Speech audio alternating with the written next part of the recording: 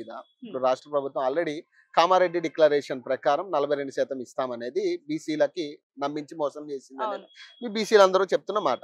కానీ ఇప్పుడు స్థానిక సంస్థ ఎన్నికలకి అదే 23% పరిమితం చేసే ప్రయత్నం చేస్తా ఉన్నారు సర్పంచ్ ఎన్నికలు. మీరేం చెప్తారు?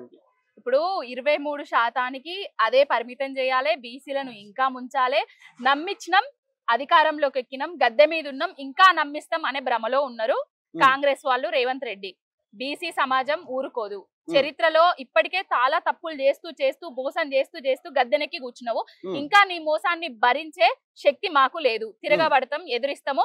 పార్టీలకి ఏతరంగా జరిగే సర్పంచ్ ఎన్నికలట పార్టీల పరంగా టికెట్లు ఇస్తారట. జనరల్ వచ్చిన తర్వాత ఒక రెడ్డి అయినా నిలబడతారు. నెక్స్ట్ ఇండిపెండెంట్ క్యాండిడేట్, మనం ఒకవేళ పార్టీ తరపున బీసీ క్యాండిడేట్ కే ఇస్తాం. ఇండిపెండెంట్ క్యాండిడేట్ జనరల్ నిలబడరని ఏం గ్యారంటీ? రాసిస్తాడా రేవంత్ రెడ్డి ఏమైనా రేపు?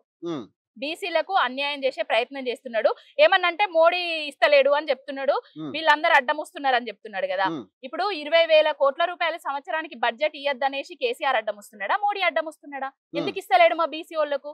ప్రతి ఒక్కరికి కాంట్రాక్టులల్లా 50% రిజర్వేషన్ ఇస్తామని చెప్పిండ్రు, ఎందుకు ఇస్తలేడు?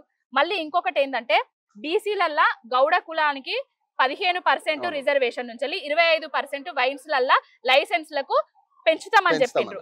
ఇప్పటి వరకు పెంచలేదు. లైసెన్స్లు అందరికి ఖరారు చేసిండ్రు. ఎవరిని మోసం చేస్తున్నాడు? రెండో విడత గొర్రెల పంపిణీ అన్నాడు, పంపిణీ చేయలేదు. చేప పిల్లల పంపిణీ అన్నాడు, పంపిణీ చేయలేదు. చేప పిల్ల అది మన ముదిరాజ్ సోదరులకు, మన గంగపుత్ర సోదరులకు వ్యాన్లను, మోపెన్లను బాపు కేసీఆర్ గారు సబ్సిడీలు ఇప్పించేది. ఇప్పుడు మళ్ళా సబ్సిడీలు వచ్చుడు బంద్ చేసినాయి.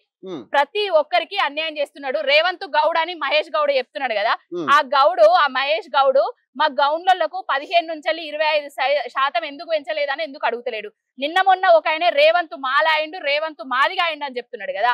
మరి ఆ రేవంత్ మాల, రేవంత్ మాదిగా మా మాదిగ సోదరులకు, మా మాల సోదరులకు దళిత బంధు కింద 12 లక్షల రూపాయలు ఎందుకు ఇస్తలేడు? ఇవన్నీ అడగొస్తలేదా? చీరలు అంటున్నాడు, అదేదో ఇంద్రమ్మ కట్టిన చీరలు అంటున్నాడు కదా. ఇప్పుడు మీకన్నా క్వాలిటీ చీరలు ఇస్తున్నాడు.